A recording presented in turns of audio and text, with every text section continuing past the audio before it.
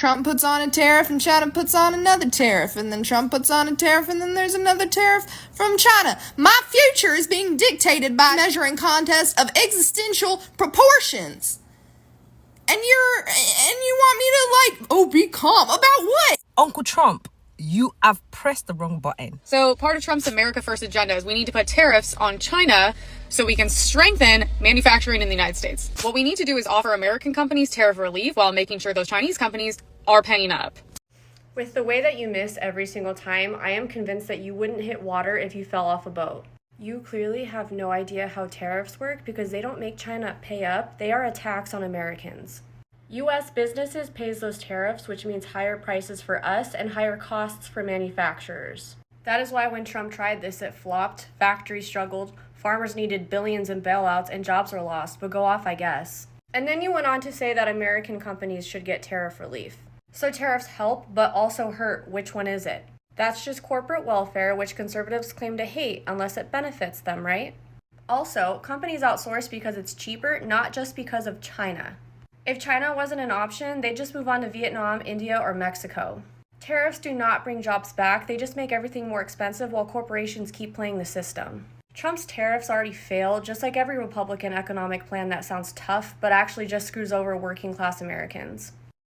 The United States has recently imposed a 145% tariff on Chinese imports, prompting China to retaliate with a 125% tariff on U.S. goods. In response to these escalating tensions, China has appointed Li Chenggang as its new trade negotiator. Li, known for his experience with the World Trade Organization, replaces Wang Shouwen, who played a significant role in the 2020 trade agreement. The U.S. government has introduced new export restrictions on advanced AI chips to China, specifically targeting NVIDIA's H20 and AMD's MI308 chips. NVIDIA anticipates a $5 billion financial impact due to these curbs, leading to a 5.2% drop in its shares during pre-market trading. AMD's shares also fell by 5%.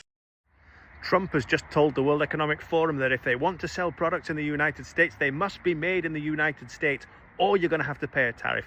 And everyone's going, oh, he's so patriotic, he's the best president we've ever had.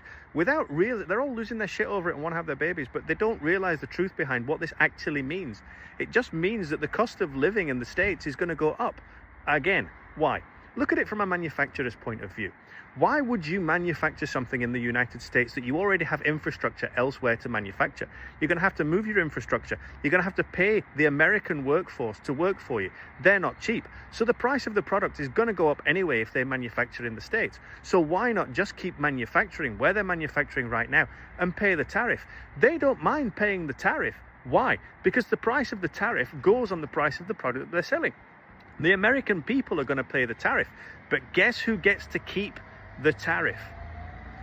The parasite class. The American government and the parasite class. They're making money while they're making the common people poorer. This is the age-old story. When are you going to wake up in and a significant move? China has halted the import of Boeing aircraft, citing safety concerns related to the 737 MAX. This decision affects numerous pending orders from major Chinese airlines and poses a substantial challenge to Boeing, which has already faced financial setbacks. The U.S. electric vehicle, EV, industry faces potential disruptions due to its reliance on China for essential raw materials and components. China's recent export restrictions on critical minerals, such as rare earth elements and graphite, could stall the U.S. transition to electric vehicles. So Trump just destroyed my business, my small business. Trump announced his massive tax plan on items coming from other countries. He says that the countries are going to pay that. That's false. It's the person bringing it in. And I own a small business. I've been in operation since 2018. I've been incredibly successful, basically doubling my business every single year.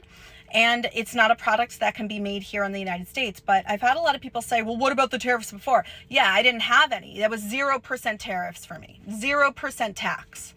He added 10% in February, then he added another 10% in March, and then yesterday he just announced an additional 34% on top of that. So for all products coming in from China, that is now 54%.